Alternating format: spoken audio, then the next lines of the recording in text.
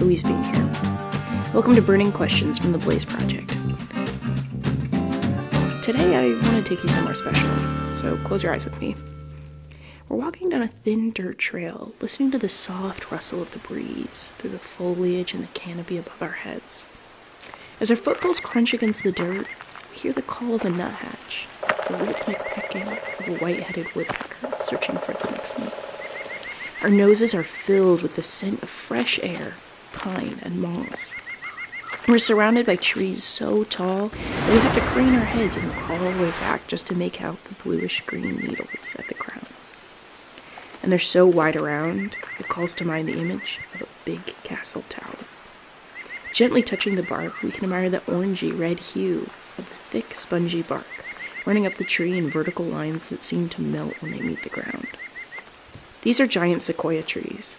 These breathtaking organisms can live to be well over 3,000 years old. When you've been living in the forest that long, you're bound to have seen some intense burns. And since trees can't run or hide like other creatures in the forest, plants like the sequoia have to adapt to periodic burns. Researchers can assess burn scars found in the rings of sequoias dating back to 2,000 years ago to discover that significant fires have naturally occurred in the species range for between every 6 to 35 years.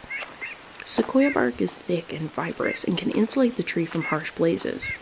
The tree's new growth can usually heal around the burn scar should the fire penetrate its bark. But more than protecting itself from fire, sequoias have evolved to use fire to their advantage. If we look down from examining the bark, we may notice small, round pine cones at the foot of this great giant. Even though these impressive trees are among the biggest in the world, their cones are only about 2 inches in size. Every tree may produce thousands of cones at a time, each tightly packed. In order to release its offspring into the forest, the sequoia employs an unlikely nanny: wildfire.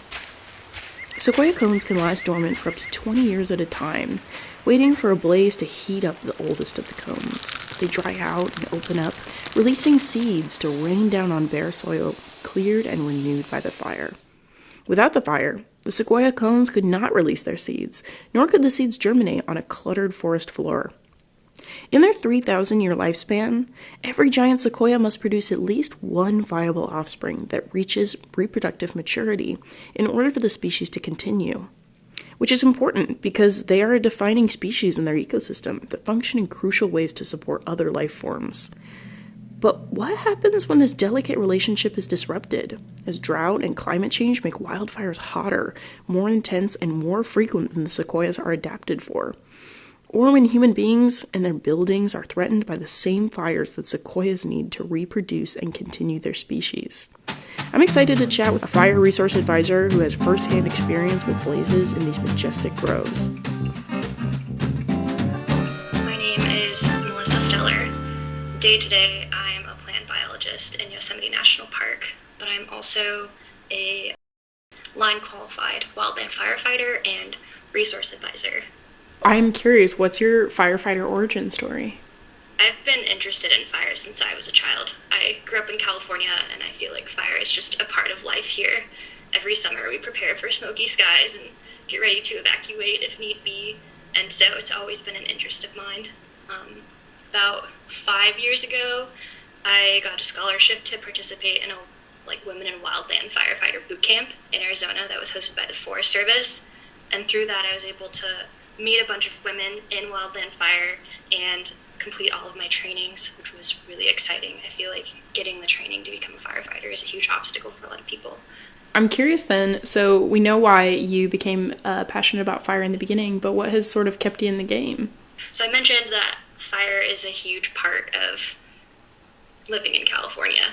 We can pretty much rely on something starting in the summers, and while working here, a lot of my work is in the field as a plant biologist, and every summer we prepare for work to just get shut down due to either active fire in our workplaces or smoke. And so it made sense for me, rather than evacuate, to just be on the fire line and actively help out on those fires and stay productive and be a part of that, especially because fire is such a really cool thing. I'm really fascinated by it. I think it's really exciting. And so just living where I am and having these qualifications makes me really psyched to just continue being a part of this fire story. You know, you said that fire is super beautiful. I'm wondering if there was anything else that surprised you about wildfire when you first started working on the fire lines. Maybe the opposite of beautiful, something that surprised me a lot to start with, was how destructive fire suppression can be. That was something I was totally unaware of. We just think about putting the fire out by all means, and I never really knew what that looked like.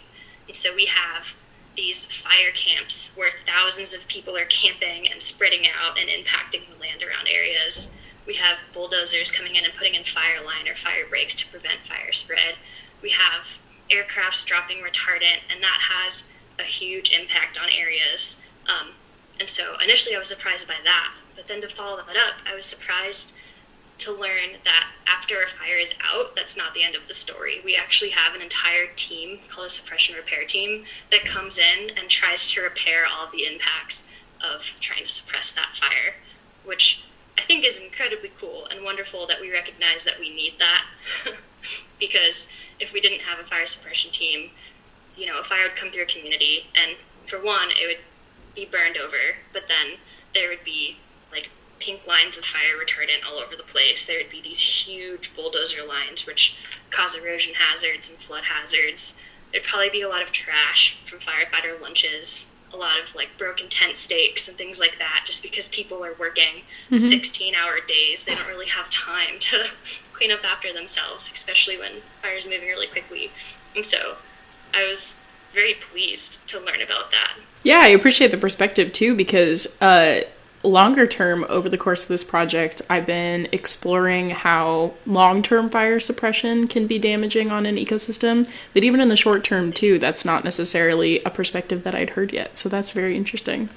How have approaches to wildland firefighter, or I guess have they, changed since you began in the field? I haven't been in the field for very long, just a few years, but even in that short time, there have been actually really wonderful changes. I feel like historically there's this very macho culture to firefighting. It's like, put out the fire, who's the strongest, who can work the longest, and I've seen a really amazing shift to firefighters being more like resource and time minded, which I think is really wonderful. One of my jobs as a resource advisor on fires is to kind of be a voice for the resources people don't think about. A lot of firefighters think about protecting people and homes. But when you get into a wildland setting, you also have arc sites, which have cultural significance. You have rare plants. You have endangered species and habitat. And a lot of firefighters just aren't aware of those things. And so there's a lot of educating happening on the fire line. Like, maybe if there's a great gray owl nest in a dead tree, rather than cut down the tree, they can just dig fire line around it and maybe thin around the tree as well and cut down other trees. Or maybe if they're digging fire line and there's a rare plant population, they can go around it rather than right through it.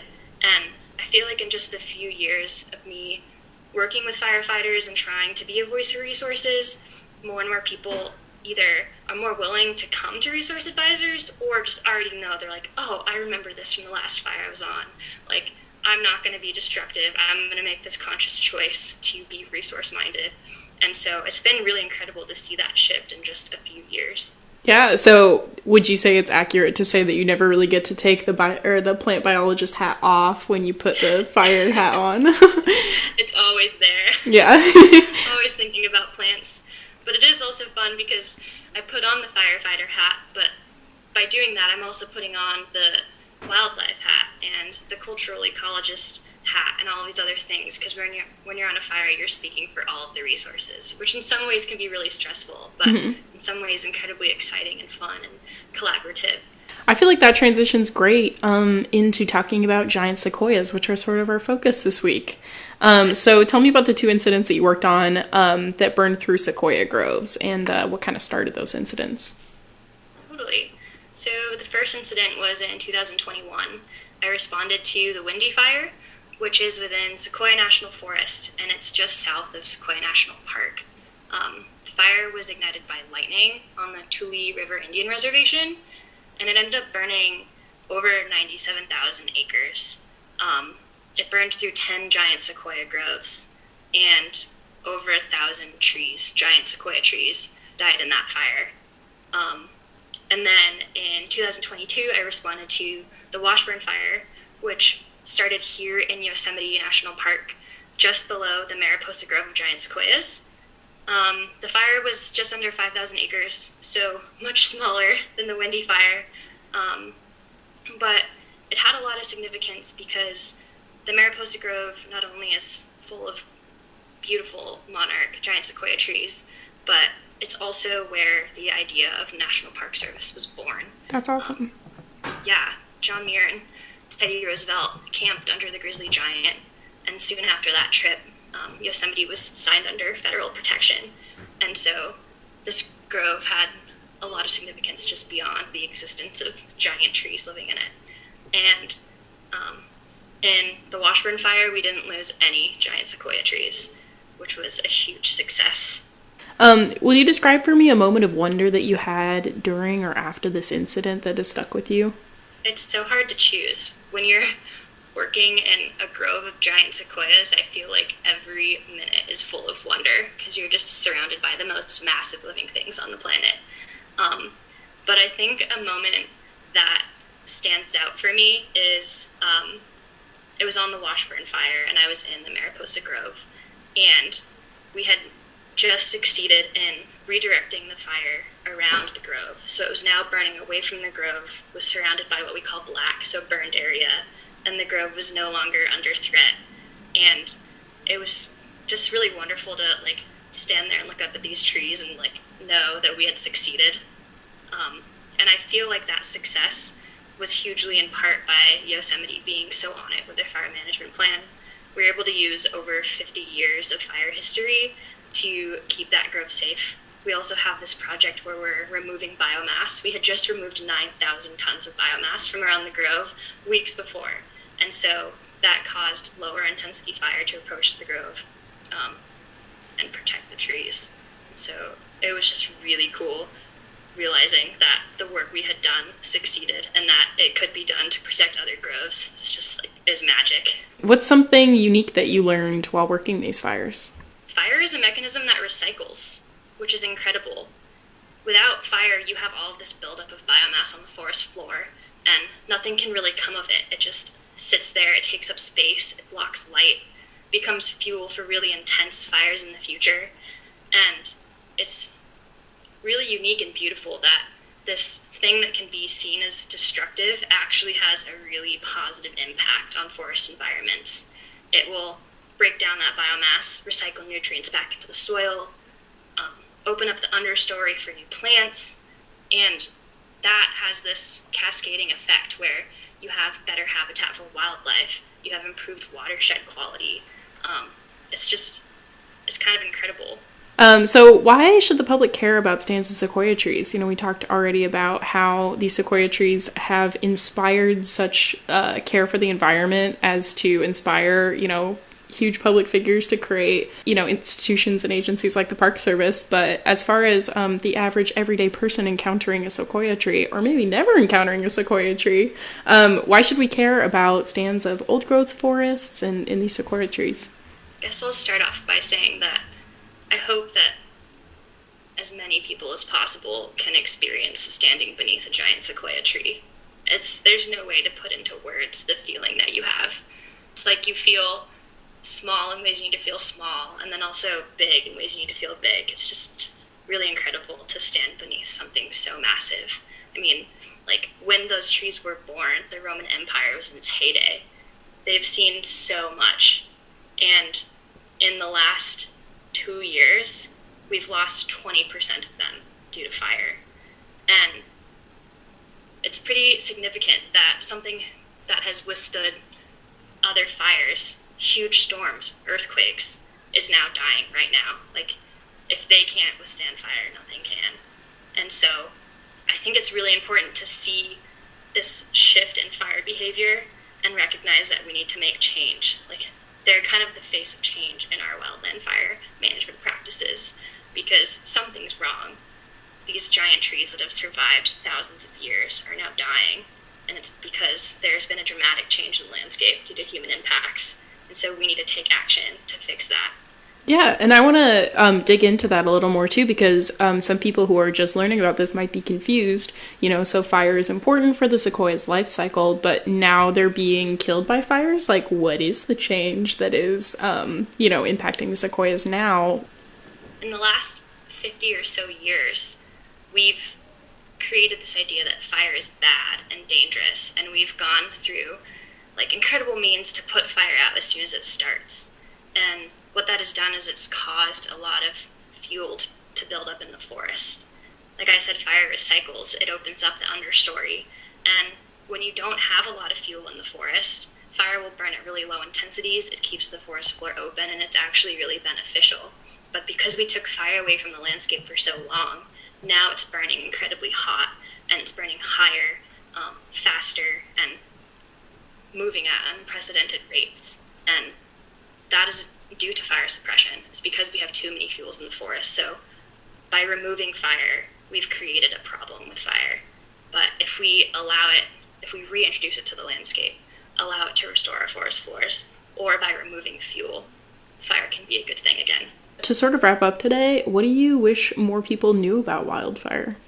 I just really want people to know that while fire seems really chaotic and destructive and unpredictable, it's actually very predictable.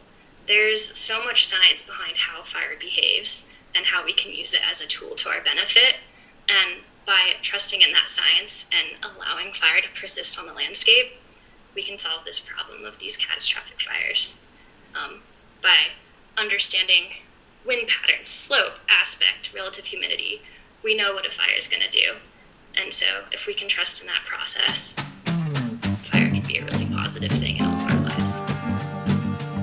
Thanks for joining us today. If you want to learn more about giant sequoias, check out the show notes, and make sure to check out Blaze, Ecology of Fire, by following @Blaze Fire Ecology on Instagram. See you next time.